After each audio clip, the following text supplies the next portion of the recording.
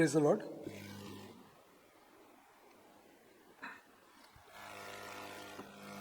आपण गेल्या वेळेस लूक शुभवर्तमान मधून अभ्यास केला होता आणि गेल्या वेळेसच मी सांगितलं होतं की आपण आज नवीन करारामध्ये जो 5व्या क्रमांकाचं पुस्तक आहे आणि जो लूकनीच लिहिलेला आहे, ज्याला आपण प्रेषितांचं कृत्य असं नाव देतो, त्या पुस्तकाचा अभ्यास आपण लूकच्या शुभवर्तमानानंतर करणार आहोत. या पुस्तकाचं जो नाव आहे तो मला असा देण्यासाठी आवडतो, ते म्हणजे प्रभू येशू ख्रिस्ताचे शुभवर्तमान लूक अनुसार वाढत आहे. प्रभू येशू ख्रिस्ताचे शुभवर्तमान लूक अनुसार वाढत आहे असं मला याला नाव द्यायला आवडतो. प्रेषितांचे कृत्य हे जे नाव आहे हे प्रचलित झालेलं नाव आहे. कितीतरी वर्षांपासून जेव्हा ग्रीक भाषेमध्ये सगळ्यात प्रथम याचं लिखाण झालेलं होतं पुस्तकाचं, आणि पुस्तकांना जेव्हा क्रमांकाने एकानंतर एक ठेवण्यात आलं होतं, तेव्हा इंडेक्स बनवण्याची एक प्रक्रिया होती की पुस्तक जेव्हा आपण त्याला छापल्यावर एक 500-600 वर्ष अगोदर तिथे त्याचा क्रमांक, कोणतं पुस्तक कुठे आहे, आणि मग त्या पुस्तकांचं नाव काय ते दिलं पाहिजे, शॉर्ट फॉर्म, आणि मग ते शॉर्ट फॉर्म नाव दिलं पाहिजे म्हणून त्या पुस्तकाचं नाव त्यांनी दिलं प्रेषितांचे कृत्य. प्रेषितांचे कृत्य हे जे नाव आहे हे पवित्र आत्मा प्रेरित नाव नाही आहे आणि कुठेही याचा नावाचा दाखला किंवा अकाउंट कुठे पण आपल्याला त्या पुस्तकामध्ये दिसत नाही. आणि म्हणून एक सोप्पं जो याला नाव आहे जे मला द्यायला आवडतो, तो म्हणजे सेम नाव प्रभू येशू ख्रिस्ताचे शुभवर्तमान लूक अनुसार आपण पाहिलं आहे. तर लूक अनुसार आता तो दुसरा भाग जो आहे तो वाढत आहे असं मला त्याला नाव देण्यास आवडतो. आणि जेव्हा आपण या नावापासून अभ्यासासाठी या पुस्तकामध्ये जातो तेव्हा आपल्याला कळतं की आपण परतच येशू ख्रिस्ताच्या शुभवर्तमानाकडेच लक्ष देणार आहे. आणि या पुस्तकामध्ये सुद्धा जो सर्वात मोठा जो हिरो असेल तो हिरो कोण आहे? प्रभू येशू ख्रिस्तच आहे, तर प्रेषित नाही आहे. लक्षात ठेवा की अगोदर जेव्हा याला इंडेक्समध्ये नाव देण्यात आलं तर त्या इंडेक्समध्ये नाव देण्यासाठी लोकांना पुस्तकांचं नाव आढळण्यासाठी लोकांचे नाव देण्यात आले, आणि म्हणून मत्तै, मार्क, लूक, योहान असे नाव देण्यात आले. आणि मग लूकनेच हा लिहिलं आहे, तर लूक भाग 1, लूक भाग 2 देण्याच्या ऐवजी इकडे प्रेषितांचे कृत्य, परत लोकांचे नाव येण्यासाठी. आणि आपण पाहतो की पूर्ण जे नवीन करार आहे, नवीन कराराच्या जितकं पुस्तक आहे 27 पुस्तक, त्या बहुतेक पुस्तकांमध्ये लोकांचेच नाव आहे. फक्त शेवटचं पुस्तक सोडलं तर सगळ्यामध्ये कशाचं नाव आहे? लोकांचे नाव आहे. परंतु या पूर्ण 27 पुस्तकांमध्ये जो प्रथम आहे, सर्वश्रेष्ठ आहे, हिरो आहे प्रत्येक पुस्तकामध्ये, तो कोण आहे? प्रभू येशू ख्रिस्त आहे. आणि म्हणून नवीन करारामध्ये कोणत्याही पुस्तकाची आपण जेव्हा अभ्यास करतो तेव्हा तो दृष्टिकोन, त्या नावापासून जो दृष्टिकोन आहे त्या नावापासून दृष्टिकोन घेणं खूप महत्त्वाचं आहे. जुन्या करारामध्ये सुद्धा जेव्हा आपण लोकांचे नावं पाहतो तेव्हा त्या लोकांच्या नावाचं काही ना काही अर्थ असतो, आणि तो जो नाव आहे त्यांचं जीवन दाखवतो, आणि म्हणून ते नाव त्यांना देण्यात येतं. आणि म्हणून आपण जेव्हा शास्त्राचा अभ्यास करतो तेव्हा आपल्याला सुद्धा आपण कशाचा अभ्यास करत आहोत, त्या अभ्यासाचं शीर्षक काय ते आपल्याला कळणं गरजेचं आहे. ठीक आहे की आपल्याकडे जो प्रिंटेड बायबल आहे त्याच्या इंडेक्समध्ये आणि त्याला टायटलसाठी त्यांनी प्रेषितांचे कृत्य असं नाव दिलेलं आहे, ठीक आहे, आणि ते काही चुकीचं नाही. प्रेषितांचे कृत्य या पुस्तकामध्ये आहेच. परंतु जर आपण त्या दृष्टिकोनातून हे पुस्तक वाचला तर काही ना काही चुकीचे अर्थ आपण या पुस्तकामधून लावू शकतो, आणि त्यापैकी एक्झॅक्टली जे प्रेषितांचे कृत्य त्याच्यापासून आपण काय चुकीचा अर्थ लावणार आहे तो पण आपण एक भाग आज आपण आपल्या अभ्यासामधून पाहणार आहोत. तर आजच्या अभ्यासामधून सर्वात प्रथम आपल्याला कळतं की लूकने याचा रिसर्च केलेला आहे. जसं लूकने पहिला भाग लिहिला होता, हा भागसुद्धा त्याने भरपूर संशोधन करून लिहिलेला आहे. पौलचं त्याला मार्गदर्शन आहे. पौलच्या मार्गदर्शनाखाली त्याने प्रभू येशूविषयी शिकलेला आहे तो. आणि त्याला चांगल्या रीतीने माहीत आहे की या पुस्तकाचा नायक सुद्धा येशूच आहे. त्याचा उद्देश हा पुस्तक लिहिण्याचा एकदम सरळ आहे. त्याला कळतो की जेव्हा मार्कने शुभवर्तमान लिहिला आणि मत्तेने पण शुभवर्तमान लिहिलेलं आहे आणि आपण लूकचं शुभवर्तमान वाचत असताना आपण पाहिलं की कसं लूक आणि मार्कमध्ये काहीतरी समांतर आहे, लूक आणि मत्तेमध्ये समांतर आहे. परंतु लूकला माहिती आहे की प्रभू येशूची जी सुवार्ता आहे तो विशेष करून पावलाच्या जीवनामधून डायरेक्टली पाहून, पावलाच्या सोबत तो राहून त्याला कळतं की येशू ख्रिस्ताचं जे शुभवर्तमान आहे ते येशू ख्रिस्ताच्या स्वर्गारोहण झाल्यावर ते संपत नाही, परंतु त्याच्यानंतर सुद्धा येशू ख्रिस्ताचं शुभवर्तमान जे आहे ते वाढत आहे आणि ते चालू आहे. शुभवर्तमानाचा प्रचार चालू आहे आणि तो शुभवर्तमान आज पण जीवित आहे हे लूकला आपल्या जीवनामध्ये माहीत होतं. आणि म्हणून लूक हा विशेष करून भाग 2 पण लिहितो. तो काही शीर्षक देत नाही, तो फक्त भाग 1 आणि भाग 2 असे 2 भाग तो लिहितो. आपल्याला माहिती आहे की लूकच्या सुवार्तेचा हा दुसरा भाग आहे आणि यामध्ये जो एक विशेष विषय हाताळण्यात आलेला आहे ते म्हणजे मंडळीची वाढ. पवित्र आत्म्याच्या सामर्थ्याने जी मंडळीची वाढ होते, ख्रिस्ताच्या मंडळीची जी वाढ होते ते आपल्याला या पुस्तकामधून मिळतं. तर प्रेषितांच्या कृत्यामध्ये सुरुवातीच्या चर्चची जी पण गोष्ट आहे ते पुढे लूक चालू ठेवत आहे, ज्यामध्ये लूकच्या शुभवर्तमानात सादर केलेल्या येशूचा संदेश विशेषतः परराष्ट्रीय लोकांमध्ये सुद्धा कसा पसरला आणि विकसित झाला हे लूक आपल्याला या पुस्तकामधून दाखवतो. येशूच्या स्वर्गारोहणाचे आणि प्रेषितांच्या कार्यावर, पवित्र आत्म्याच्या आगमनावर आणि चर्चच्या वाढीवर तो या पुस्तकाद्वारे लक्ष केंद्रित करतो. प्रेषितांच्या कृत्यामध्ये जो सर्वात मुख्य वचन आहे तो पहिल्याच अध्यायामध्ये 8व्या वचनामध्ये आपल्याला दिसतो. आणि इथे लूक असा लिहित आहे की प्रभू येशूने आपल्या शिष्यांना काय सांगितलं ते की परंतु पवित्र आत्मा तुमच्यावर येईल तेव्हा तुम्हाला सामर्थ्य प्राप्त होईल आणि येरुशलेमेत, सर्व यहुदियात, शमरोनात व पृथ्वीच्या शेवटापर्यंत तुम्ही माझे साक्षी व्हाल. हा जो वचन आहे प्रेषितांचे कृत्य पहिल्या अध्यायाने 8वं वचन, हे या वचनावर हा पूर्ण शास्त्र भाग आधारित आहे. आणि या शास्त्रभागाचा जो आराखडा सुद्धा आहे, एक प्रकार याचा आराखडा काढायचा हे पण आहे की ज्याप्रमाणे आपण या 8व्या वचनामध्ये पाहिलं की जे साक्ष हे शिष्य बनतात ते सर्वप्रथम येरुशलेममध्ये बनतात आणि मग यहुदियामध्ये आणि शमरोनात बनतात आणि मग त्याचप्रमाणे पृथ्वीच्या टोकापर्यंत म्हणजे पृथ्वीच्या शेवटपर्यंत ते साक्ष बनतात. आणि प्रेषितांचे कृत्य या 3 भागामध्ये पहिले 7 अध्याय, मग 8 ते 12 अध्याय आणि 13 ते 28 अध्यायामध्ये आपण या प्रकारे याचा आराखडा पाहू शकतो.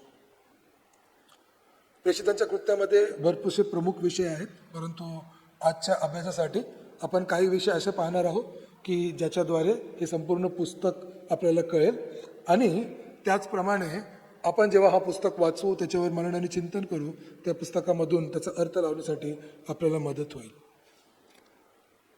सर्वात प्रथम जो प्रमुख विषय याच्यामध्ये आहे तो म्हणजे पवित्र आत्म्याचे सामर्थ्य.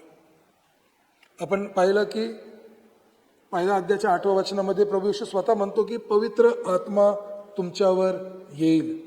आणि त्याचं कारण हे आहे की जी त्याचे शिष्य आहे, जी प्रभू येशू ख्रिस्ताची मंडळी आहे, ते पवित्र आत्म्याच्या सामर्थ्याने चालतील, पवित्र आत्म्याच्या मार्गदर्शनानेच चालतील. आणि ही घटना पेंटिकोस्टच्या दिवशी म्हणजे जो 50वा दिवस आहे वलांडांनंतर, तो त्या 50व्या दिवशी येरुशलेममध्ये घडतं. आणि मग पवित्र आत्मा जवळपास 120 लोक जे येरुशलेममध्ये या पवित्र आत्म्याच्या वाट पाहत, प्रभू येशूची आज्ञा पाहत तिथे उपस्थित होते, त्यांच्यावर हा पवित्र आत्मा येतो आणि त्यांना सामर्थ्याने भरतो. आणि मग त्यांना सामर्थ्याने भरल्यावर पवित्र आत्म्याच्या सामर्थ्याने आपण पाहतो की जे हे प्रेरित आहेत ते चमत्कार करतात. हे प्रेरित पवित्र आत्म्याच्या सामर्थ्याने धाडसीने प्रचार करतात आणि पवित्र आत्म्याच्या सामर्थ्याने आपण पाहतो की जीवन रूपांतरित होतात. आणि म्हणून प्रेषितांचं कृत्य जेव्हा आपण वाचतो आणि मनन चिंतन करतो, तिथे आपल्याला खूप प्रमुख आणि विशेष म्हणजे लक्ष देण्याची बाब ही आहे की प्रत्येक गोष्ट प्रेषितांच्या कृत्यामध्ये पवित्र आत्म्याच्या सामर्थ्याने होत आहे. जे पण मंडळीची वाढ होत आहे, परमेश्वराच्या राज्याची वाढ होत आहे, ते सर्व काही पवित्र आत्म्याच्या सामर्थ्याने होत आहे. आणि ते मनुष्याच्या सामर्थ्याने होत नाही आहे, परंतु पवित्र आत्म्याच्या सामर्थ्याने ती गोष्ट होत आहे.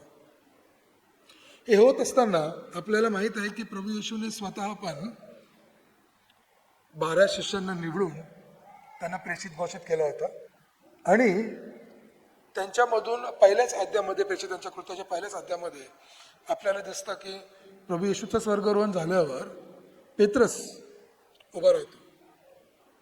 आणि जरी आपण पाहतो की पवित्र आत्मा हे दुसऱ्या अध्यायामध्ये त्यांच्यावर येतो, तरी पहिल्या अध्यायामध्ये सुद्धा पेत्रस उभा राहून पवित्र आत्म्याच्याच मार्गदर्शनाने व सामर्थ्याने जो 12वा प्रेषित यहूदा इस्कारियोत होता आणि तो मरण पावला होता, त्याच्या ठिकाणी एक 12वा शिष्य असला पाहिजे, 12वा प्रेषित असला पाहिजे, म्हणून त्याच्या निवडीसाठी तो नेतृत्व घेतो, पुढारी पण घेतो.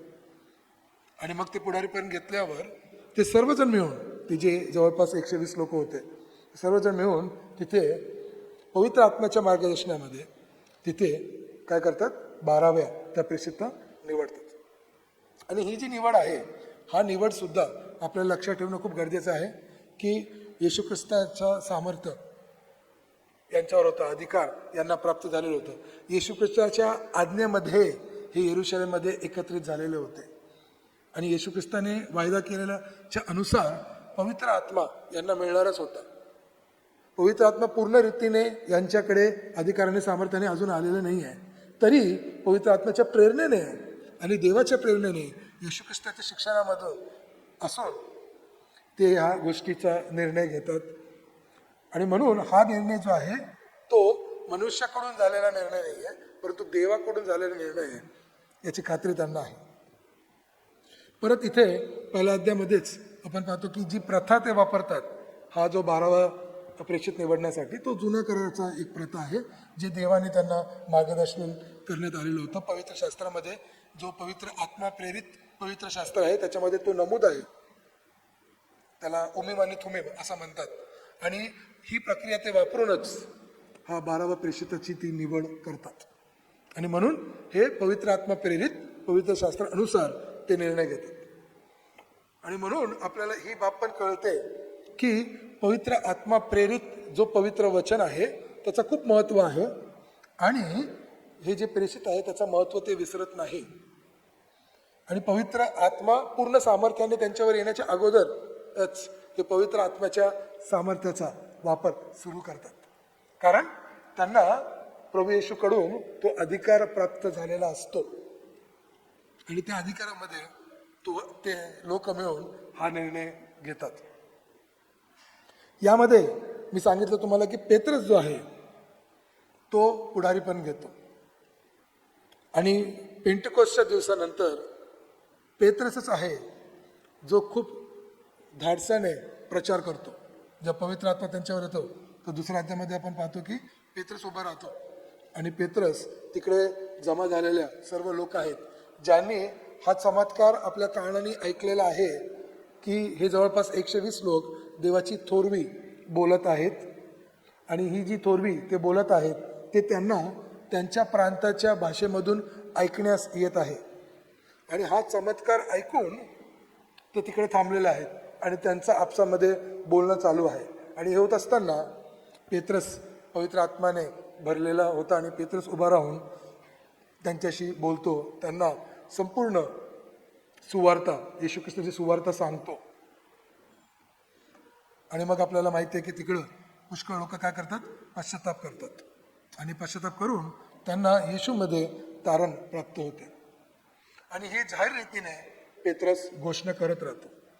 पूर्ण प्रेषितांच्या कृत्यामध्ये विशेष करून पहिल्या 12 अध्यायामध्ये आपण पेत्रसचे वेगवेगळ्या प्रकारचा तो जे पण कार्य करतो याच्याकडे आपण लक्ष देतो. एवढंच नव्हे तर त्याला पवित्र आत्म्याकडून सामर्थ्य प्राप्त झालेलं आहे त्याचं चिन्ह म्हणून त्याच्याद्वारे भरपूर लोकांना आरोग्य पण प्राप्त होतं आणि पुष्कळ आजारी लोकांना तो बरे पण करतो. पेत्रसचा जो कार्य आहे तो खूप महत्त्वाचा आहे आणि या प्रेषितांच्या कृत्यामध्ये पेत्रसचं कार्य लूक चांगल्यारीतीने नमूद करतो. लक्षात ठेवा की लूकने डायरेक्टली पेत्रसला कधी ऐकलेलं आहे की नाही हे आपल्याला माहीत नाही आहे, परंतु लूक जो आहे, जसं आपण गेल्या वेळेस पण पाहिलं, लूक जो आहे तो एक इतर यहुदी व्यक्ती होता, परराष्ट्रीय होता. तिथून तो पहिले यहुदी धर्माकडे तो आकर्षित होतो आणि त्याला जसं अंग्रेजीमध्ये आम्ही प्रॉसलाइट म्हणतात की तो यहुदी धर्माचा तो स्वीकार करतो. तो यहुदी होऊ शकत नाही कारण तो जन्मापासून यहुदी नाही आहे, परंतु तो यहुदी धर्माचा स्वीकार करतो, त्याचं पालन करण्याचा तो निर्णय घेतो. आणि तदनंतर लूकने सुद्धा येशू ख्रिस्ताची सुवार्ता ऐकलेली आहे आणि त्याने ती सुवार्ता स्वीकारली आहे आणि तो येशू ख्रिस्ताचा शिष्य बनतो आणि तो पौलासोबत प्रवाससुद्धा करत आहे. हे आपल्याला प्रेषितांच्या कृत्य याच्यामधून कळतं. आणि तोच लूक आहे, त्यांनी पेत्रसला डायरेक्टली ऐकलेलं आहे की आपल्याला माहीत नाही आहे, परंतु तो जेव्हा प्रभू येशू ख्रिस्ताची सुवार्ता ही कशी वाढत आहे याच्याविषयी जेव्हा तो संशोधन करून लिहित आहे तेव्हा त्याला कळतं की पत्रसचा खूप मोठा वाटा प्रभू येशू ख्रिस्ताच्या सुवार्तेच्या वाढीसाठी आहे आणि म्हणून पत्रसविषयी तो या सर्व गोष्टी नमूद करतो. पत्रस नंतर आपण पाहतो की 6व्या अध्यायामध्ये मंडळीमध्ये जशी मंडळी यरुशलेममध्ये वाढत राहते, तिथे ह्या मंडळीमध्ये यरुशलेममध्ये पुष्कळसे बाहेरचे लोक आलेले होते आणि हे बाहेरचे लोक तिकडे वलांडन सण साजरा झाल्यानंतर पेंटिकोस्टचा सण साजरा केल्यासाठी तिकडेच उपस्थित होते. आणि हे सर्व लोक जरी यहुदी असतील तरी ते बाहेर देशात राहणारे होते, ग्रीक भाषा बोलणारे होते, हेलनी होते. आणि मग हेलनी आणि तिकडे उपस्थित असणाऱ्या यहुद्या प्रांताचे, गालिल प्रांताचे जे इब्री लोक आहेत, जे इब्री भाषा पण बोलतात, असे 2 प्रकारचे लोकांनी प्रभू येशू ख्रिस्ताचा स्वीकार केला आणि तिकडे यरुशलेममध्ये यांची मंडळीची स्थापना झाली. परंतु या सर्वांचं काम करण्यासाठी समस्या झालेला होता आणि म्हणून आपण पाहतो की 6व्या अध्यायामध्ये या विशेष करून हेलनी लोकांसाठी त्यांच्यामधूनच काही लोकांची निवड होते, म्हणजे त्यांच्या विधव्यांच्या आणि त्यांच्या जे पण ॲडमिनिस्ट्रेशनच्या ज्या पण गोष्टी आहेत त्याची काळजी घेण्यासाठी ते 7 लोकांना निवडतात. आणि हे जे 7 लोक होते या सर्वांनी येशू ख्रिस्ताचा आपला प्रभू म्हणून स्वीकार केलेला आहे. सर्वजण पवित्र आत्म्याने परिपूर्ण आहेत असे लोक हे आहेत. आणि त्यापैकी स्टेफनचं नाव त्या 7 मध्ये आहेत आणि स्टेफनाच्या कार्याविषयी परत लूक आपल्याला सांगतो. हा जो स्टेफन होता त्याची सगळ्यात प्रथम आपण पाहतो की त्यांचा जो समुदाय होता, हेलनी समुदाय, ज्यांनी येशू ख्रिस्ताचा स्वीकार केलेला आहे, त्यांची काळजी घेण्यासाठी त्याला डिकन म्हणून त्यांनी काम केलं. परंतु असं असताना सुद्धा तो पवित्र आत्म्याने भरलेला होता आणि तो सुद्धा सुवार्ता गाजवित होता आणि तो खूप धाडसपणाने तिकडे काय करतो, बोलतो त्या यहुदी लोकांशी. आणि फक्त बोलतच नाही, परंतु एकदम भविष्यवाणीसारखा तो या लोकांशी, सॅनेद्रीन जे होते, यरुशलेममध्ये एक मंडळी होती जे यरुशलेमच्या संपूर्ण गोष्टीच्या काळजी घ्यायचे. जवळपास त्याच्यामध्ये 70 लोक असायचे, याच्यामध्ये परुषी आणि तिकडचे याजकगण आणि वेगवेगळे लोक मिळून हे 70 लोक बनायचे, ज्यांना अंग्रेजी भाषेमध्ये सॅनेट्रीन म्हणतात. आणि हे लोक जे होते त्यांच्याशी तो बोलतो आणि इतर यहुदी लोक सुद्धा त्याचा प्रचार ऐकत असतात, जिथे तो स्पष्ट करतो की कशा प्रकारे यहुदी लोकांनी नेहमी संदेष्टांचा धिक्कार केलेला आहे. त्यांनी परमेश्वराचं वचन जे संदेष्टांकडून येतात त्याचा स्वीकार केलेला नाही आहे आणि त्याचप्रमाणे येशू ख्रिस्ताचा जो संदेश आहे, जे देवाकडून आहे, त्याचा त्यांनी स्वीकार केला नाही. आणि फक्त स्वीकारच केला नाही तर त्यांनी येशू ख्रिस्ताची कत्तल केलेली आहे असा दोष स्टेफन त्यांना स्पष्टपणे लावतो. आणि जेव्हा तो म्हणतो की येशू ख्रिस्त हा परमेश्वराच्या उजव्या हाताला आहे, तेव्हा त्या लोकांना वाटतं की हा काय करत आहे, चुकीचं बोलत आहे.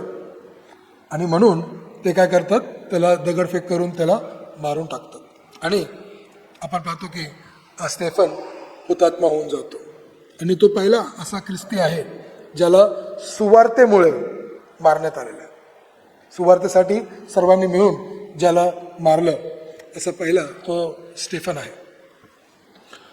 आणि त्याच्या या प्रकारच्या सुवार्तेसाठी यहुदी लोकांकडून ज्याचे जे मरण होते त्याच्यामुळे एक खूप मोठा बदल होतो. इथे ख्रिस्ती लोकांचा छळ सुरू होतो स्टेफनसच्या मरणानंतर, आणि त्या छळामुळे जो स्टेफनाच्या प्रचारामुळे इथे झालेला आहे त्यामुळे सगळे लोक तिकडे वेगवेगळ्या ठिकाणी विभक्त होतात. आणि यरुशलेमची जी मंडळी आहे तिथे जे अगोदरचे जे 12 लोक होते ते तिकडे राहतात, परंतु बाकी लोक आपल्या आपल्या प्रांताकडे कूच करतात. या लोकांना प्रभू येशूची सुवार्ता माहीत आहे, यांनी प्रेषितांच्या चरणापाशी बसून शिक्षण घेतलेलं आहे, आणि हे शिक्षण झाल्यावर आता ते ही सुवार्ता घेऊन आपल्या आपल्या ठिकाणी जाऊन ते सुवार्ता गाजवित आहे. आणि हे आपण पाहतो की स्टेफनाच्या हुतात्मा झाल्यावर, त्याचं मरण झाल्यावर गोष्ट घडलेली आहे. लूक फक्त स्टेफनाविषयी सांगत नाही, परंतु त्या 7 लोकांमध्ये अजून एक व्यक्ती होता ज्याचं नाव फिलिप होता, ज्याची निवड डिकन म्हणून झालेली होती. त्याच्याविषयी सुद्धा लूक लिहितो. 8व्या अध्यायामध्ये स्टेफनाविषयी लिहिलेलं आहे, फिलिपविषयी लिहिलेलं आहे की कसा फिलिप पण स्टेफनाच्या मरणानंतर समरियामध्ये म्हणजे शम्रोनमध्ये जातो आणि तिथे तो प्रभू येशूची सुवार्ता गाजवतो. तर प्रभू येशू स्वतः पण शम्रोनामध्ये गेलेला होता, परंतु आता प्रभू येशूचा गौरव झाल्यावर, त्याच्या क्रुसावर मरण झाल्यावर, पुनरुत्थान झाल्यावर, स्वर्गारोहण झाल्यावर ही सुवार्ता की प्रभू येशू ख्रिस्ताने मरणावर जय प्राप्त केलेला आहे, ही सुवार्ता गाजवणं गरजेचं होतं. आणि इथे आपण पाहतो की पवित्र आत्म्याद्वारे फिलिपची निवड होती की तो जाऊन ही गोष्ट शम्रोनामध्ये प्रचार करणार आहे. आणि तो प्रचार करतो, तिथे पवित्र आत्म्याच्या सामर्थ्याने तो चमत्कार पण करतो, जे चिन्ह होतं शम्रोन लोकांसाठी, कारण ते अविश्वासी लोक होते. हे सर्व चमत्कार त्यांना चिन्ह होतं की पवित्र आत्म्याद्वारे फिलिप सुवार्ता सांगत आहे, आणि म्हणून ते फिलिपकडून सुवार्ता स्वीकारतात. प्रभू येशू ख्रिस्ताला आपल्या प्रभूमधून ते स्वीकारतात. आणि मग इकडे कार्य झाल्यावर फिलिपला पवित्र आत्मा एका शंटाकडे, जो आफ्रिकेच्या इथोपिया या देशामधून आलेला होता यरुशलेममध्ये, आणि तो परत प्रवासाकडे जात होता, तिथे पवित्र आत्मा त्याला घेऊन जातो. तो रस्त्यामध्ये आपल्या रथामध्ये तो प्रवास करत आहे, आणि पवित्र आत्म्याच्या सामर्थ्याने पवित्र आत्मा स्वतः काय करत आहे, इथे फिलिपला त्याच्या रथाच्या बाहेर तो पळत पळत त्याच्यासोबत चालत आहे. आणि हा जो शंट आहे तो काय करत आहे, त्यावेळेस यशाच्या पुस्तकामधून तो वाचत होता. आणि आपल्याला माहिती आहे की फिलिपने ती गोष्ट ऐकली, आणि फिलिप त्याला तो समजवण्यासाठी तयार होता, म्हणून तो आपल्या शंट फिलिपला आपल्या रथामध्ये घेतो. आणि मग सुवार्ता प्रभू येशूची त्या शंटाने ऐकल्यावर तो शंट काय करतो, बाप्तिस्मा पण घेतो. आणि हे झाल्यावर आपल्याला माहिती आहे की पवित्र आत्मा काय करतो, फिलिपला त्या शंटाच्या समोरून गायब करतो एका क्षणात. आणि मग आपण पाहतो की फिलिप एक प्रवास करणारा उपदेशक बनतो, आणि तो एझोटस आणि केसरिया या भागामध्ये तो जातो, जे गाझाच्या पट्टीमध्ये मेडिटेरेनियन जे समुद्र आहे त्या पट्टीला ते आहे. आणि ही पट्टी खूप महत्त्वाची होती, कारण इथे असणाऱ्या पुष्कळसे जे लोक होते तिथून आजचा जो युरोप आहे तिथे प्रवास करायचे आणि तिकडे यायचे. या महत्त्वाचे बेट होते, आणि हे पूर्ण जे बेटाची जी पट्टी होती जिथे भरपूरसे लोक वेगवेगळ्या धंदा करण्यासाठी, विकण्यासाठी यायचे, तिथे तो जाऊन सुवार्ता गाजवतो. आणि तिथे सुद्धा पुष्कळसे लोक प्रभू येशू ख्रिस्ताचा स्वीकार करतात, आणि स्वीकार करून ते आपल्या आपल्या घरी परत जातात ती सुवार्ता घेऊन. आणि म्हणून फिलिपची जे सेवा कार्य लूक आपल्याला प्रस्तुत करत आहे ते खूप महत्त्वाचं आहे. लक्षात ठेवा की पहिला अध्यायाचा जो 8वं वचन आहे, ज्याच्यामध्ये लिहिलेलं आहे की यरुशलेममध्ये, मग यहुदा आणि शम्रोनीमध्ये, आणि जगाच्या टोकापर्यंत जे घेऊन जाणार आहे, ते पहिलेच 8 अध्यायामध्ये आपल्याला दिसत आहे की पवित्र आत्म्याच्या सामर्थ्याने ज्यांना निवडण्यात आलेलं आहे, ज्यांना सामर्थ्य देण्यात आलेलं आहे, त्यांच्याद्वारे ही सेवा कार्य सुरू झालेली आहे ऑलरेडी, की हे लोक जात आहेत. परंतु हे सर्व जे लोक आहेत जगामध्ये असणाऱ्या यहुदी लोक जे आहेत, विशेष करून त्यांना प्रचार करण्यात आलेला आहे. पेत्रसकडून सुद्धा, स्टीफनकडून सुद्धा, आणि फिलिपकडून सुद्धा. नंतर आपण पाहतो की पेत्रसला 10व्या अध्यायामध्ये एक अशा मनुष्याकडे पाठवण्यात येतं जो तिथेच आहे, जवळ आहे त्यांच्या प्रांतामध्ये, आणि तो विधर्मी आहे, म्हणजे तो यहुदी नाही आहे, इतर यहुदी आहे, परराष्ट्रीय आहे. आणि तो देवाला भीतो, देवाची उपासना करतो असं लिहिलेलं आहे है ना. आणि तो फक्त तोच नाही तर आपल्या पूर्ण परिवाराला देवाच्या भयामध्ये वाढवून घेऊन जात आहे. त्याला खरोखरचा जो देव आहे तो त्याला माहीत नाही आहे, असं नसताना सुद्धा तो देवाच्या भयामध्ये आहे. आणि त्याला सुवार्थ सांगण्यासाठी देवाकडून संदेश येतो की जाऊन पेत्रासला बोलवण्यासाठी. आणि तो अध्याय पण 10वा अध्याय मला खूप अचंबित असा अध्याय वाटतो. पूर्ण प्रेषितांचं कृत्यच मला खूप अचंबित असा वाटतो. आपण खूप सहजरीतीने त्याला एखादी गोष्ट म्हणून वाचतो, परंतु प्रत्येक अध्यायामध्ये आपण अशा घटना वाचतो ते खूप अचंबित आहेत आणि त्या प्रकारच्या घटना सहजरीतीने होत नाही. परंतु जे साक्ष होण्याचा आज्ञा प्रभू येशू ख्रिस्ताने आपल्या शिष्यांना दिलेलं होतं, ते साक्ष होण्यासाठी. आणि पेत्रस तो स्वतः साक्ष होता.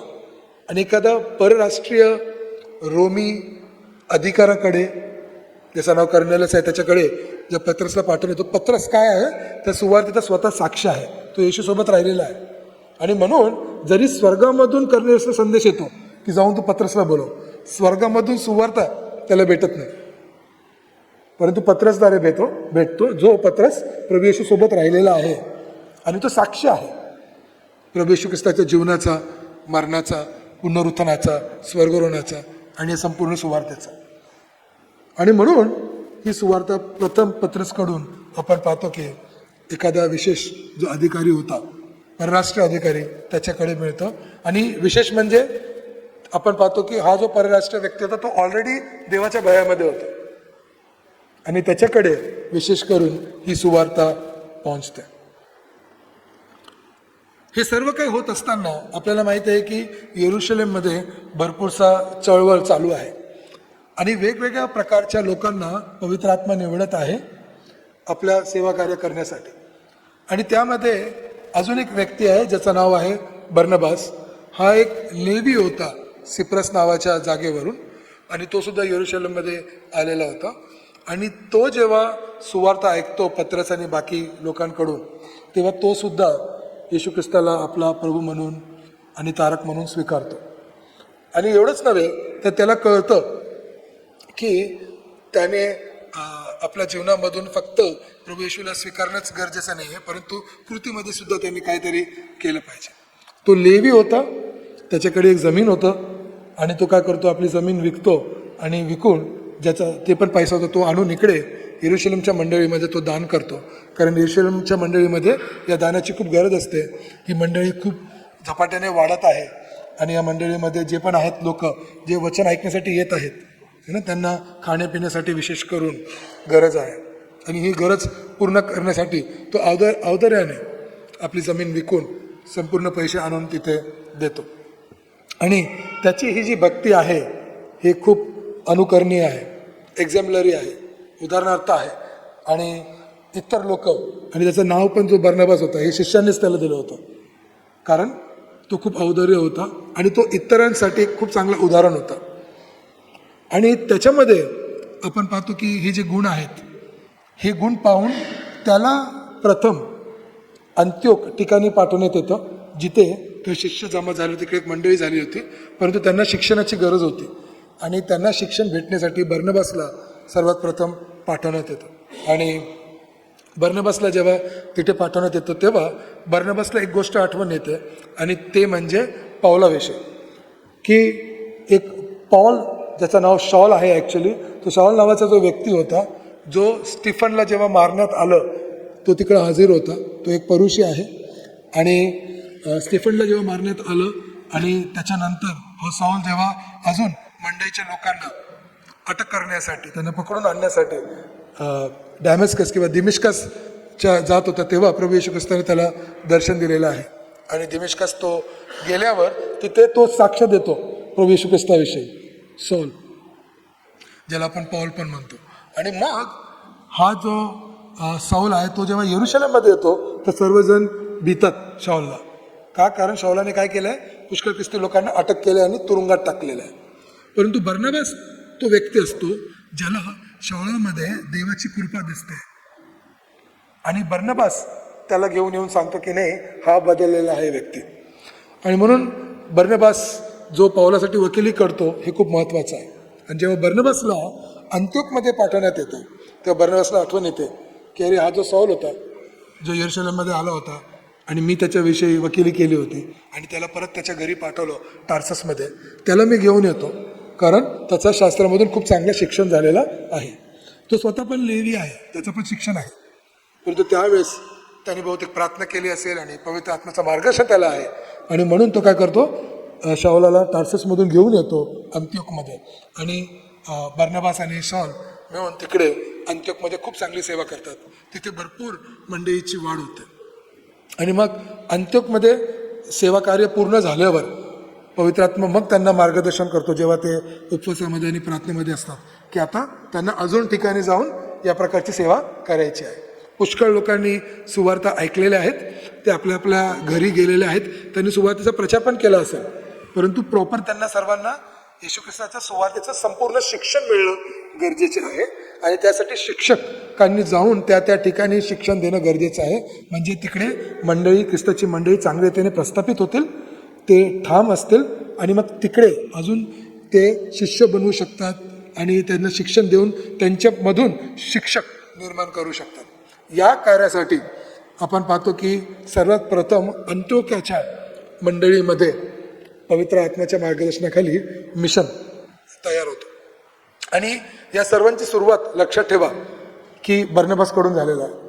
आणि म्हणून बर्नबासाची जी वाटा आहे ते खूप महत्त्वाचं आहे. स्टीफन आणि फिलिपसारखा वेगळा अध्याय बर्नबाससाठी लूक लिहित नाही. तरीही बर्नबासचे जे कार्य आहे ते खूप ठाम रीतीने आपल्याला प्रेषितांच्या कृत्यामध्ये दिसतं. एवढंच नव्हे तर जेव्हा ते जातात सेवा कार्यासाठी तेव्हा बर्नबास आणि शौल यांची जोडी निवडण्यात येते की ते संगती राहतील म्हणून. आणि मग बर्नबासच्या मार्गदर्शनाखाली आपण पाहतो की बर्नबास आणि शौल ते आपल्या पहिला सेवा कार्यासाठी तिथून बाहेर निघतात. आणि हेच सेवा कार्य होत असताना लूक सांगत आहे की जो सौल होता, ज्याला बर्नबासने आपल्यासोबत ठेवलं, त्याला घेऊन गेला, त्याला कसा पवित्र आत्मा प्रेरित करतो. आणि सौल आणि 13व्या अध्यायामध्ये लूक खूप चांगल्या रीतीने देतो की सौल ज्याला पौल पण म्हणतात.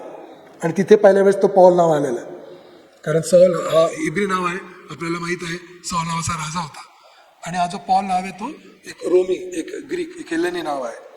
आणि कारण बर्नबास आणि सौल आता हेलेनी भागात गेले, तिकडे ग्रीक लोक भरपूर राहायचे, विधर्मी लोक, जे इतर यहुदी लोक आहेत ते राहायचे.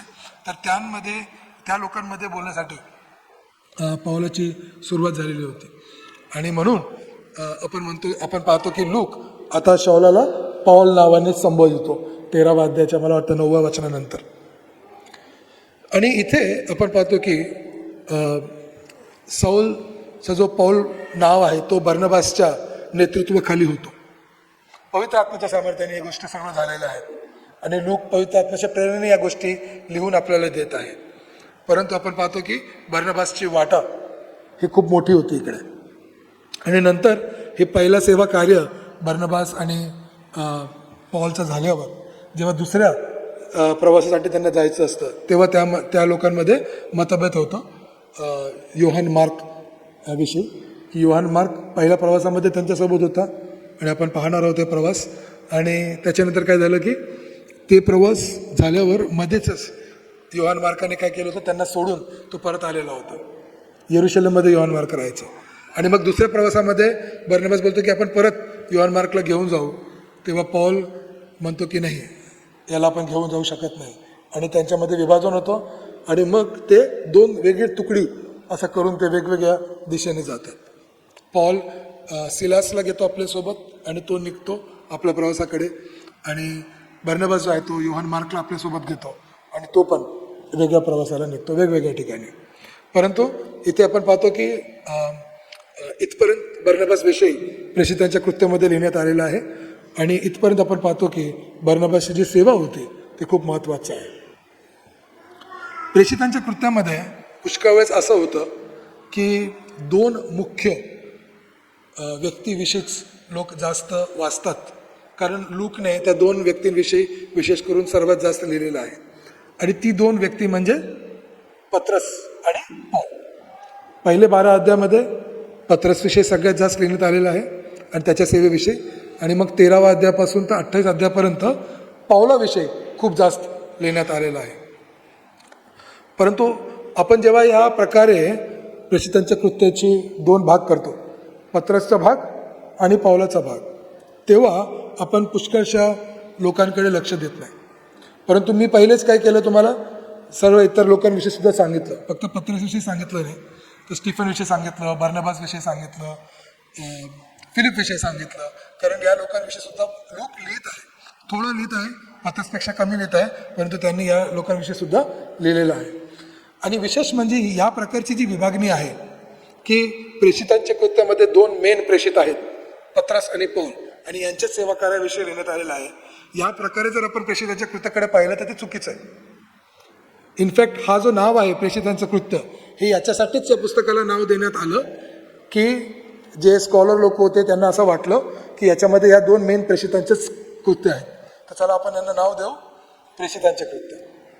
आणि ही बाब ॲब्सोल्युटली चुकीची आहे. या प्रकारे आपण त्यांना नाव देता येत नाही.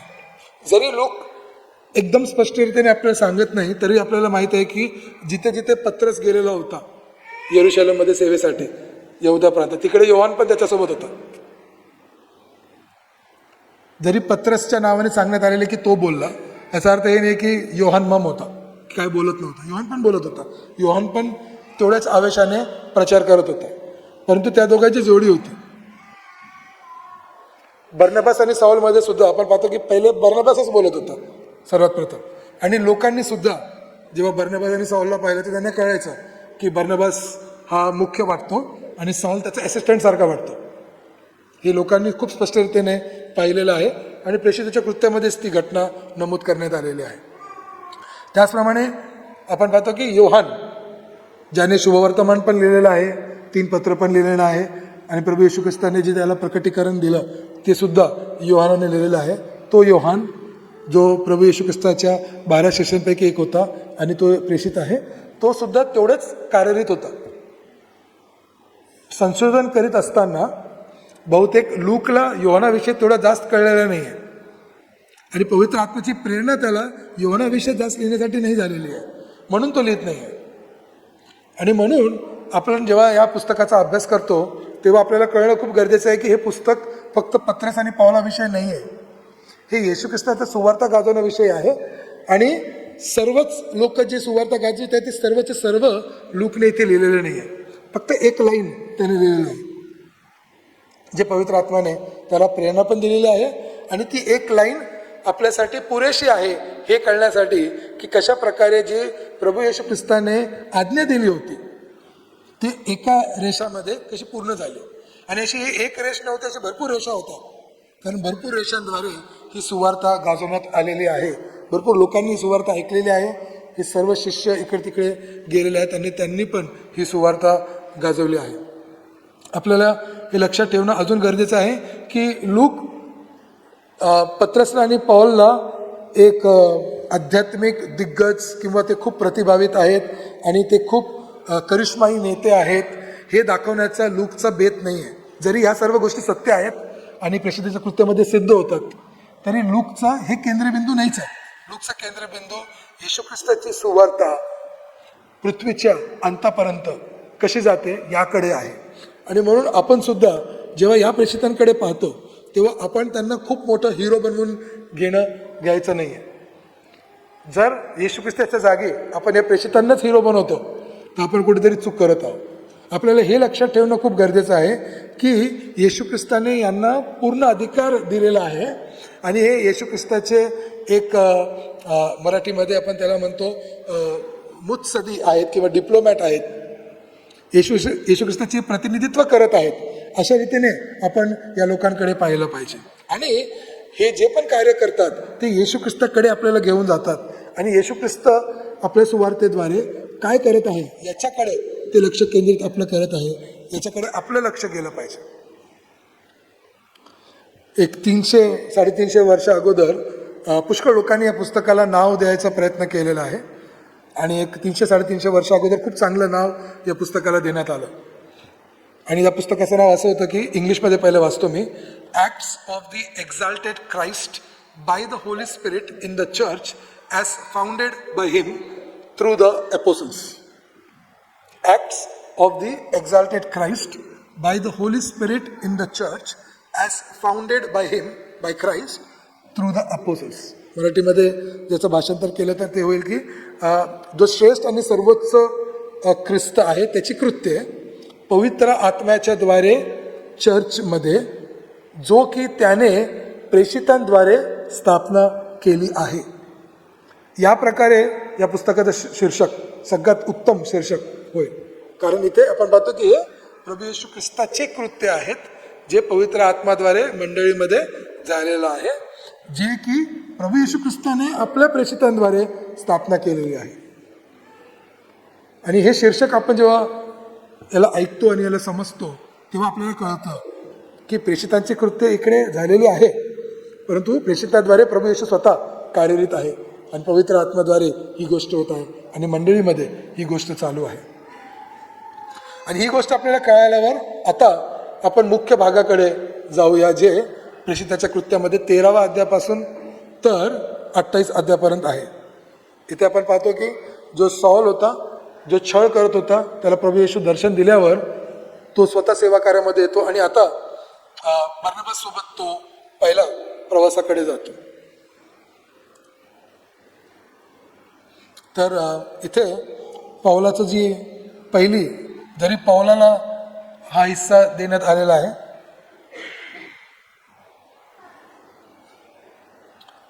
तर आपण पाहतो की अंत्योक मंडळीमधून त्यांनी प्रवास सुरू केलेला होता, जो इथं नंबर 1 असं आपण पाहतो देण्यात आलेला आहे.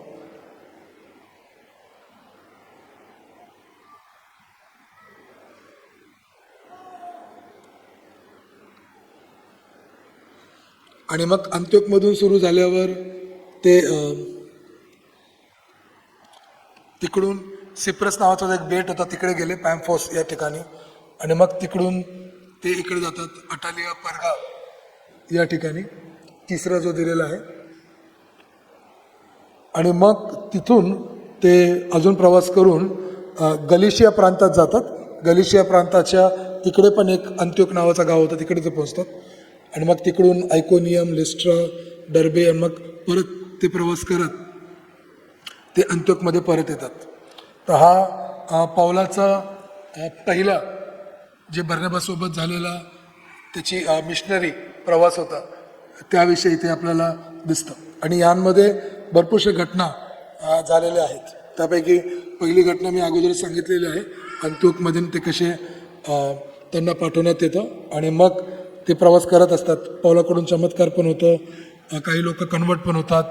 योहान मार्क इथून तिसऱ्या ठिकाणावरून जे 3 क्रमांक दिलेला आहे, पर्गा आणि ॲटेलिया, इथून तो परत येतो आणि प्रवासामधून फक्त पौल आणि बर्नबासच राहतात.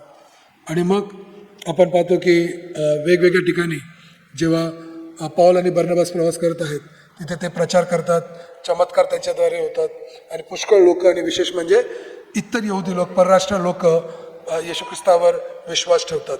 यामध्ये तिथे असणारे यहुदी लोक सुद्धा काही जण विश्वास ठेवतात, पण पुष्कळशे परराष्ट्रीय लोक सुद्धा तिथे विश्वास ठेवतात. यानंतर पौल जेव्हा बर्नबासपासून विभक्त होतो, तो सिलासला घेऊन निघतो.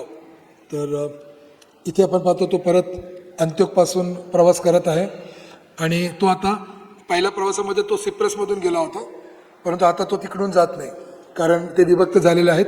तो भाग जो सिप्रस आणि क्रेटे जे इकडे आपण नाव पाहत आहोत तिथे बर्नबास जातो आणि पौल सिलासला घेऊन या इथून जातो आपल्या गावापासून, टार्ससपासून डर्बे. म्हणजे तो आता सेकंड भागामध्ये आपण पाहतो की समुद्रामधून जात नाही आहे, पाण्यामधून, परंतु इथून तो पहिले धरतीवरून जातो. आणि मग इथून सुद्धा जात असताना पवित्र आत्मा त्यांना मार्गदर्शन करत राहतो. आणि मग त्याला एक स्वप्न पण येतो जिथे त्याला मासोदनिया प्रांत जो आहे, जो आपल्याला इकडे दिसत आहे मासोदनिया प्रांत, तिथे त्याला एक दृष्टांत पडतो की तिथून एक मनुष्य त्याला बोलवत आहे आणि म्हणून तो फिलिपमध्ये, मासोदनिया प्रांताच्या फिलिप जी जागा आहे, शहर आहे, तिकडे तो पोहोचतो. तिथे सर्वात प्रथम लिडिया नावाची एक स्त्री जी आहे ती प्रभू येशू ख्रिस्ताची स्वीकार करते, तिचा बाप्तिस्मा होतो. आणि नंतर पौल आणि सिलासला तुरुंगात टाकण्यात येतं, कारण एका मुलीमधून ते एक दुष्टात्मा काढतात. आणि ही मुलगी जी असते ही मुलगी एक दासी नसते, सेवकी नसते, आणि ती त्या दुष्टात्माच्या सहाय्याने भविष्य सांगत असते. आणि हे दुष्टात्मा काढल्यावर पौल आणि सिलासला तुरुंगात टाकण्यात येतं. आणि त्या तुरुंगामध्ये चमत्कार होतो. तुरुंगामधून प्रभू येशू त्यांना तिकडून काढतो. आणि तिकडचा जो जेलर असतो तो स्वतःला मारण्याचा जेव्हा प्रयत्न करतो तेव्हा पौल आणि सिलास त्यांना भेटतात. त्या जेलरचा त्याच्या परिवाराचा तारण होतं. आणि त्याच्यानंतर आपण पाहतो की पौल आणि सिलासला खूप इज्जतीने त्या तुरुंगामधून काढण्यात येतं. जेव्हा ते जे तुरुंगाचे प्रमुख होते, कोर्टचे जे प्रमुख होते, मॅजिस्ट्रेट, त्यांना कळतं की हे रोमी आहेत आणि यांची काही चूक नव्हती म्हणून. आणि मग या मासिदोनियामध्ये त्यांचा प्रवास सुरूच असतो. पहिले थेसलोनिकामध्ये ते जातात, तिथे यहुदी लोक त्यांचा विरोध करतात. मग ते बिरियामध्ये येतात. बिरियामध्ये यहुदी लोक चांगले असतात, ते शास्त्राचा अभ्यास करतात. आणि अभ्यास करून त्यांना कळतं की जे पण पौलाने त्यांना शिकवलेलं आहे ते शास्त्रामधून खरं आहे. परंतु परत थेसलोनिकचे यहुदी तिकडे येऊन तिकडे खूप तंटा करतात आणि पौलाला तिकडून निघावं लागतं. आणि मग तिकडून प्रवास करत करत तो अख्खिया प्रांतात, जो आजचा ग्रीस देश आहे, त्या प्रांतामध्ये तो येतो. तिकडे ॲथेन्स, तिकडे तो प्रचार करतो. आणि मग करिंथमध्ये येतो. आणि मग करिंथमध्ये तो जवळपास 1.5 वर्ष राहतो.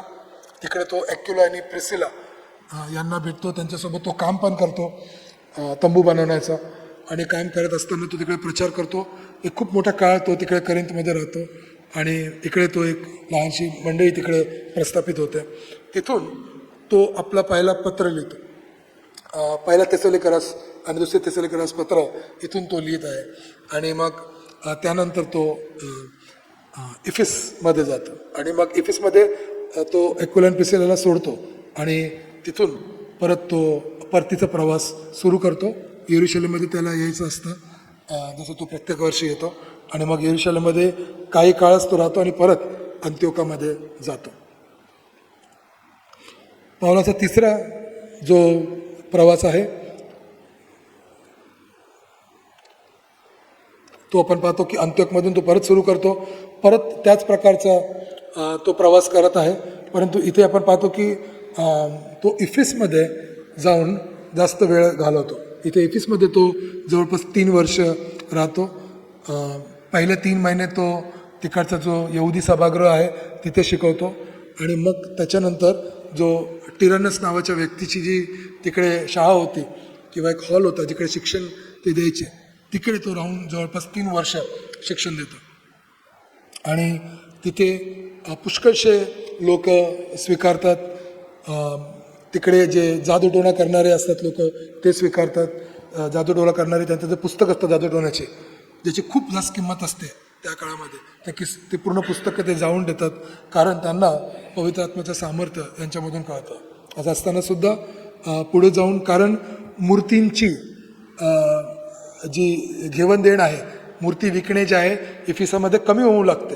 आणि म्हणून तिकडे जे चांदीचे मूर्ती विकणारे दिमित्रियस आणि इतर लोक असतात ते पौलाच्या विरुद्ध जातात आणि खूप मोठा तिकडे दंगा फसाद करतात. आणि मग पौलाला तिकडून निघावं लागतं. आणि मग तो परत ट्रोआसमधून फिलिपीमध्ये जातो. आणि इथून परत तो परतीच्या प्रवासाला निघतो, करिंथमध्ये येतो. आणि मग परत निघून तिकडे तो मिलिटस या ठिकाणी येतो, जिकडे तो इफिसकरांचे जे वडील आहेत, तो परत इफिसमध्ये जात नाही, परंतु हा जो मिलिटस जागा आहे इफिसच्या खूप जवळ आहे, तिथेच तो वडील लोकांना बोलवतो इफिसच्या. आणि तिथे तो त्यांच्याशी बोलतो जे 20व्या अध्यायामध्ये देण्यात आलेलं आहे. आणि मग त्यांच्याशी बोलल्यावर तो परत प्रवास करतो येरुशलेमकडे येण्यासाठी. यानंतर पौलाचा अजून एक प्रवास आपल्याला कळतं, जे प्रेषितांच्या कृत्यामध्ये देण्यात आलेलं आहे. आणि आपल्याला कळतं की आता तो हा जो प्रवास आहे तो केसरिया सिदोनमधून सुरुवात करतो. येरुशलेममध्ये तो होता आणि इथून तो केसरिया ते सिदोन प्रांत, जिथे फिलिपाने त्या गाझा पट्टीमध्ये पूर्ण प्रचार केलेला होता, तिथून तो निघून मग हा प्रवास सुरू करतो. हा जो प्रवास आहे तो रोम प्रांतात जाण्यासाठी आहे आणि तिसऱ्या प्रवासानंतरच त्याला पवित्र आत्म्याद्वारे आणि संदेष्टांद्वारे कळण्यात येतं की त्याला येरुशलेममध्ये त्याला बंदिवासात घेणार आहेत म्हणून. आणि असंच होतं, त्याला बंदिवासात घेण्यात येतं आणि मग त्या बंदिवासामधूनच तो एक बंदी म्हणून इथे तो प्रवास करत आहे. जरी पुष्कळ लोक या प्रवासाला एक मिशनरी प्रवास म्हणून स्वीकारत नाही आणि ते म्हणतात की पावलाचे फक्त 3च मिशनरी प्रवास आहेत, तरी आपण पाहतो की या सर्व गोष्टी जे घटना घडल्या ते पवित्र आत्म्याच्या प्रेरणेने आणि देवाच्या आज्ञेनुसार देखरेखमध्ये या गोष्टी घडलेल्या आहेत. जरी तो बंदी आहे इकडे आणि एक बंदी म्हणून त्याला इथून पाठवण्यात आलेला आहे, तरी देवाचं कार्य त्याच्याद्वारे होतंच. आणि मग हा 21 अध्यायापासून 28 अध्यायापर्यंतचा त्याचा तो प्रवास आहे. आणि हे प्रवास करत करत या प्रवासामध्ये सुद्धा पुष्कळशा गोष्टी घडतात आणि देव त्याच्यासोबत आहे.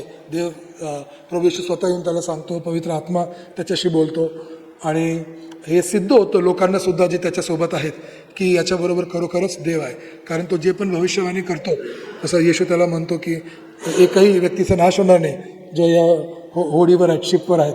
तर ते जवळपास 276 लोक असतात आणि त्या कोणाच्याच व्यक्तीचा, जरी तो पूर्ण बोट जो शिप असतो त्याचा नाश होतो, पण तो एकही व्यक्तीचा नाश होत नाही. आणि जे याच्यामुळे सर्व लोकांना कळतं की हा जो पाऊल आहे आणि हा जो सुवार्थ करत आहे ते खरं आहे. तर या बंदिवासातच तो रोमपर्यंत पोहोचतो आणि रोममध्ये एक गार्ड सोबत तो नेहमी चेनमध्ये असतो. एक गार्ड त्याच्यासोबत नेहमी असतो. 2 वर्षापर्यंत तो तिकडे एक रेंटेड हाऊस करतो. इथेच ओनेसिमस नावाचा व्यक्ती आहे, तो कन्वर्ट होतो आणि मग इकडून तो पत्र पण लिहितो, ज्याला आम्ही तुरुंगातून लिहिणारं पत्र म्हणतात. 4 पत्र तो लिहितो. फिलोमेनला, इफिस्करास पत्र, फिलिपिकरास पत्र आणि कलसिकरास पत्र. आणि जे जुनी कल्पना होती की हिब्री लोकास पत्र पावलाकडून लिहिण्यात आलेलं आहे, ते आता आपल्याला माहिती आहे की ते बहुतेक पावलाकडून लिहिण्यात आलेलं नाही आहे, परंतु हे पत्र पण इथूनच लिहिण्यात आलं आहे असं स्कॉलर्स म्हणतात. आणि मग त्याच्यानंतर आपण पाहतो की पावलाचं तिथे कोर्टमध्ये त्याला जावं लागायचं आणि तिथून सुद्धा त्यांनी भरपूरसे त्याचे स्पीचेस किंवा त्याचे संदेश नमूद करण्यात आले 2128 मध्ये. आणि हे सर्व झाल्यावर आपण पाहतो की 28 अध्यायामध्ये लूक त्याच्यानंतर काही आपल्यासाठी लिहित नाही, परंतु इतिहासामधून आपल्याला कळतो, जे 11 नंबरचं इथे सांगण्यात आलेलं आहे.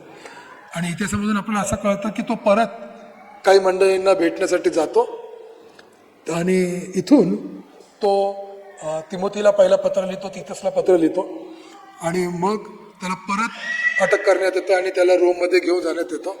आत्ता त्याला रोममध्ये जो नीरो नावाचा जो सम्राट होता, रोमी सम्राट, त्याच्याकडून त्याचा कोर्टमध्ये त्याची हे होते. आणि इकडे तो असताना त्याला पावलाला आता कळतं की माझा शेवट आहे आणि म्हणून तो आपलं शेवटचं पत्र तिमोथीला, जो दुसरा पत्र आहे, तो लिहितो आणि मग पावलाचा सरकलम करण्यात येतं. आणि या प्रकारे आपण पाहतो की पावलाचं जीवन आहे. जवळपास पाऊल हा 9 इसवी सन 1 शतकामध्ये त्याचा जन्म झाला असेल आणि तो एक 12 वर्षाचा असताना त्याला गमलियल नावाचा जो एक शिक्षक होता आणि त्याचे शाळा होते तिकडे त्याला टाकण्यात आलेलं आहे. जवळपास 14 वर्ष त्यांनी तिकडे तो अभ्यास केलेला आहे. आणि मग आपण पाहतो की येशू ख्रिस्ताच्या मृत्यू, पुनरुत्थान, स्वर्गारोहणानंतर जेव्हा तो मंडळीचं छळ करतो, छळ केल्यावर त्याला प्रभू येशूचं दर्शन होतो, तो प्रभू येशूचा स्वीकार करतो. जवळपास इसवी सन 34 ते 36 स्पष्ट नाही याच्यामध्ये, परंतु जो दुसरा भाग आहे तिकडे तो अरेबिया इथे राहतो. तिथे सुद्धा प्रभू येशू त्याला पुष्कळ वेळेस दर्शन देऊन त्याला शिकवतो. आणि मग तो यरुशलेममध्ये येतो, जिथे बर्नबास त्याला प्रथम भेटत आहे. बर्नबास परत त्याला आपल्या गावी पाठवतो आणि जवळपास 10 वर्ष तो हा जो दुसरा हिरवा भाग आहे खाली लिहिलेला, तिथे तो आपल्या गावी जाऊन टार्ससमध्ये जाऊन तो राहतो. आणि मग परत जसं मी सांगितलं की बर्नबास त्याला घेऊन येतो आणि अंत्योकमधून त्यांचा पहिला प्रवास चालू होतो. या सर्व घटना पावलाच्या सर्वात जास्त लूक लिहित आहे, कारण जे प्रभू येशू ख्रिस्ताने पहिल्या अध्यायाच्या 8व्या वचनामध्ये जी आज्ञा त्यांना दिली होती की ते कसे साक्ष व्हाल, आणि पौल त्या प्रकारे साक्षी होता आणि लूक याचा साक्षी आहे. तर लूक स्वतः पौलाच्या सेवेचे साक्षी आहे आणि लूक त्याच्यासोबत होता. आणि म्हणून लुकाला हा प्रेषितांचे कृत्य, जे पुस्तक आपण पवित्रशास्त्रामध्ये पाहतो, हे लिहिण्यास पवित्र आत्म्याद्वारे प्रेरणा पण मिळते. आणि म्हणून तो प्रभू येशूची सुवार्ता फक्त प्रभू येशूच्या स्वर्गारोहणपर्यंत किंवा पुनरुत्थानापर्यंतच लिहून सोडत नाही. हा पुस्तक वाचत असताना म्हणून आपल्याला खूप महत्त्वाचं कळणं गरजेचं आहे की या पुस्तकामध्ये आपल्याला काय कळतं की देव हा प्रमुख एक मास्टर किंवा वस्तू विशारद बांधकाम करत्यासारखा आहे, जो आपल्या मंडळीची निर्मिती करतो. आणि त्याचा स्थापना किंवा फाउंडेशन म्हणून आपण पाहतो या प्रेषिताच्या कृत्यामध्ये पूर्ण होत आहे. प्रभू येशू ख्रिस्त स्वतः हा आपली मंडळी एक चर्च कौटुंबिक सारखा तो बांधत आहे आणि तो आपल्या प्रेषितांच्या द्वारे प्रभू येशू ख्रिस्त पवित्र आत्म्याच्या सामर्थ्याने या गोष्टी ते करत आहेत. आणि म्हणून इफिस्करासमध्ये 2ऱ्या अध्यायामध्ये पौल ही गोष्ट स्पष्ट करतो की कशा प्रकारे ती स्थापना जी आहे, मंडळीची स्थापना जी आहे, ते प्रभू येशू ख्रिस्ताकडून झालेली आहे. आणि आता हे प्रेषिताकडून हे स्थापना झाल्यावर त्याच्यानंतर परत याचा बांधकाम चालू आहे. म्हणजे पाया जो आहे तो या प्रेषितांद्वारे झालेला आहे आणि या पायावर इतर आता या मंडळीचं बांधकाम चालू आहे. तर प्रभू येशूच्या स्वर्गारोहण झाल्यावर तर प्रभू येशूच्या आगमनापर्यंत याच्यामध्ये पाया या प्रेषितांच्या कृत्यामध्ये या प्रेषितांद्वारे झालेले आपण पाहतो. आणि त्याच्यानंतर प्रभू येशू येईपर्यंत ही गोष्ट संपत नाही आहे, ही गोष्ट कळणं गरजेचं आहे. या पुस्तकामध्ये एक दुसरा अजून एक पूर्ण अभ्यास आहे, ज्याला इतकाच वेळ लागेल जितका वेळ आता मी घेतलेला, जवळपास 1 तास. आणि बायबल कॉलेजमध्ये मी तो खूप डिटेलमध्ये घेतो. आपल्याला सुद्धा मी त्याचं फक्त एक इंट्रोडक्शन देणार आहे. आणि ज्यांना अजून इंटरेस्ट असेल तर त्याचे पण पॉवर पॉईंट माझ्याकडे आहेत, मी ते पाठवेल तुम्हा लोकांना.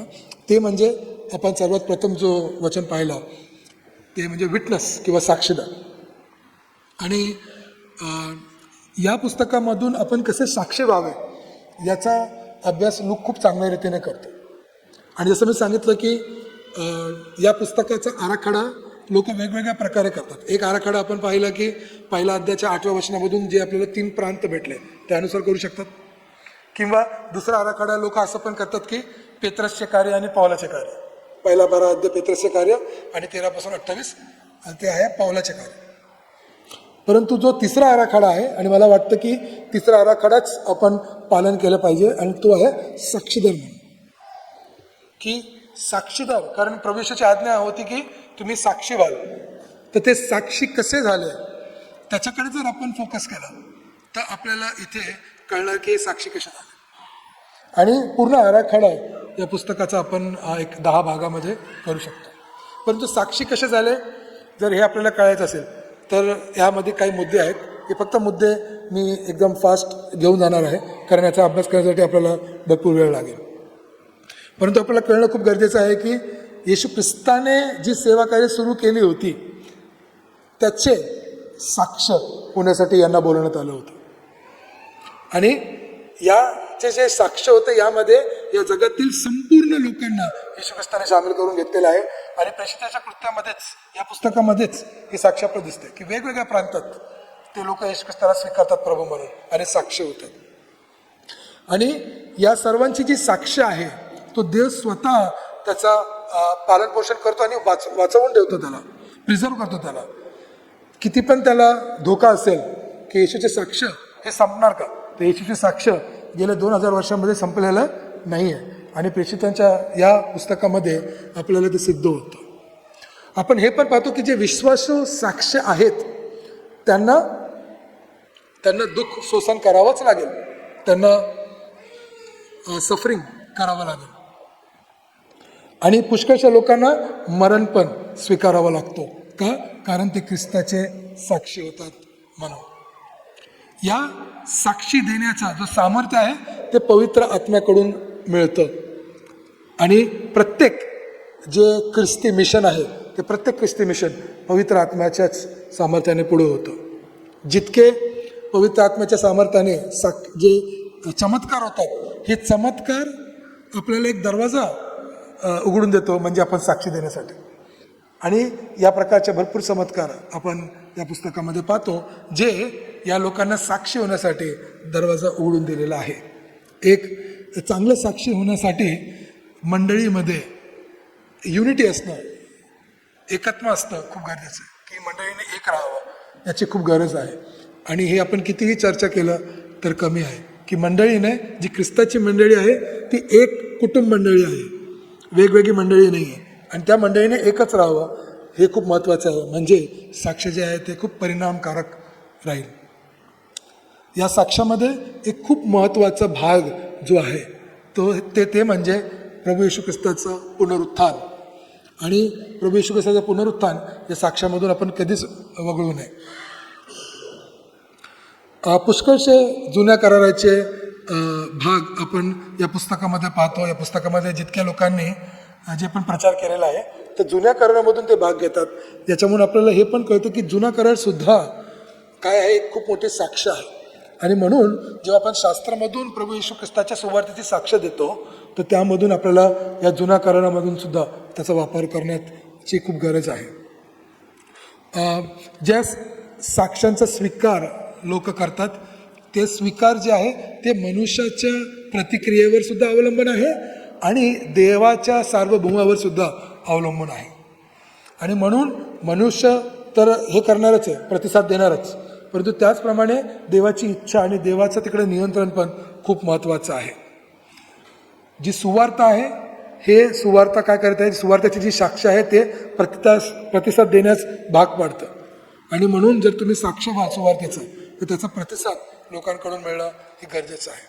आणि हा जो प्रतिसाद आहे तो कशाचा प्रतिसाद असला पाहिजे? खूप चांगली सुवार्थ दिली हा प्रतिसाद नसला पाहिजे, परंतु प्रतिसाद असा असला पाहिजे की ते पापाची क्षमेसाठी विनंती करते आणि ती पापाची क्षमा फक्त ख्रिस्ताच्या नावामध्ये आहे. जो पाप क्षमा आपल्याला करतो ही गोष्ट त्यांना कळणं गरजेचं आहे. जे साक्षीदार आहेत ते कोणतीही वाईट गोष्ट करणार नाहीत, चुकीच्या गोष्टी करणार नाहीत. आणि म्हणून त्यांचं जे प्रामाणिकपणा आहे ते त्यांच्या जीवनामधून दिसणार आहे आणि ही साक्ष खूप महत्त्वाची असते. आणि शेवटचं म्हणजे जे विश्वासू साक्ष आहेत त्यांच्याद्वारे खूप चांगला रिझल्ट आपल्याला मिळणारच. आणि हा जो पुस्तक आहे याच्याद्वारे आपण पाहतो की कसं जी आपली ख्रिस्ती सुवार्थ आहे त्याचा जय त्याला आपल्याला मिळतो आणि प्रत्येकाच्या कार्याद्वारे आपल्याला जय प्राप्ती तिकडे होते. आणि म्हणून या पुस्तकाला आपण 10 साक्षामध्ये आपण वाटू शकतो. साक्षाचे जे प्रिपरेशन आहे, तयारी, येरुशलेममध्ये जे साक्ष झालेले आहे, येरुशलेमच्या बाहेर जे साक्ष झालेले आहे, सिप्रस भागात, गॅलिशिया प्रांतात या भागात साक्ष झालेले आहे. आणि मग जे इतर राष्ट्रांमध्ये साक्षी झालेले आहेत त्याचा साक्ष परत येरुशलेममध्ये येऊन साक्ष झालेले आहेत जे 15व्या अध्यायामध्ये आपण पाहतो. मग ग्रीस प्रांतात जी अखिया प्रांत आहे तिकडे साक्ष झालेलं आहे, इफिसमध्ये झालेले आहे. आणि मग जे पौलाचा येरुशलेममध्ये अटक होत आहे तिकडे पण साक्ष आहे, कारण तिकडे पण पौल प्रचार करतो, त्या लोकांना साक्ष देतो की कशा प्रकारे देवाने त्याला निवडलं आहे इतर लोकांसाठी, परराष्ट्रांसाठी, आणि कसा प्रभू येशू ख्रिस्त फक्त यहुदी लोकांसाठीच नव्हे तर सर्व राष्ट्रांसाठी देव आहे याचा साक्ष तो देतो. आणि मग परत तो केसेरियामध्ये साक्ष देतो आणि शेवटी रोममध्ये सुद्धा साक्ष देतो. प्रमुख मुद्दे आपण अगोदरच पाहिलेले आहोत. एक फक्त रिमाइंडर समरीसाठी हे देण्यात आलेलं आहे की मानवाला दिलेल्या पवित्र आत्म्याची शक्ती आणि सामर्थ्य, पवित्र आत्मा चर्चचे मार्गदर्शन करतो हे आपल्याला कळणं गरजेचं आहे. प्रत्येक गोष्ट आपल्या मंडळीमध्ये जी ख्रिस्ताची मंडळी आहे हे फक्त आणि फक्त पवित्र आत्म्याच्या सामर्थ्याने शक्य आहे. दुसरी गोष्ट हे आपल्याला कळणं गरजेचं आहे की येशूचे इस्रायल आणि इतर राष्ट्रांमध्ये चालू असलेले जे कार्य आहे, जे सुवार्थ आहे, हे सर्व राष्ट्रांसाठी आहे, फक्त एकाच ठिकाणासाठी नाही आहे. आणि प्रत्येक लोकांमध्ये, राष्ट्र जेव्हा आपण म्हणतो तेव्हा प्रत्येक लोक, प्रत्येक जात, प्रत्येक जमाती, प्रत्येक भाषा बोलणाऱ्या लोकांमध्ये ही सुवार्ता जाणं गरजेचं आहे. आणि म्हणूनच लूकसुद्धा जो आपल्या पुस्तकाचा अंत करतो, त्या अंतामध्ये तो काय असं एक कन्क्लुजन करत नाही, एक शेवट काय करत नाही. तो पुस्तकाला तसंच ओपन ठेवतो, उघडा ठेवतो. आणि याच्यासाठी त्यांनी हा पुस्तक उघडा ठेवलेला आहे, कारण त्याला माहीत आहे की येशू ख्रिस्त येईपर्यंत हा जो कार्य आहे, येशू ख्रिस्ताच्या सुवार्तेचं कार्य, तो संपणार नाही आहे. आणि म्हणून हा पुस्तक जो आहे, हा जो दुसरा भाग आहे, तो अजून संपलेला नाही आहे. मिशनसाठी आपण पाहतो की छळामधून जाणं खूप गरजेचं आहे. कोणताही मिशन जो आहे तो बिना छळाचा पूर्ण होत नाही. शिष्यत्वासाठी आपण पाहतो की आपण स्वखुशीने देणारे विश्वासू बनणं हे खूप गरजेचं आहे. सुरुवातीच्या चर्चमध्ये याचा उदाहरण आपण पाहतो.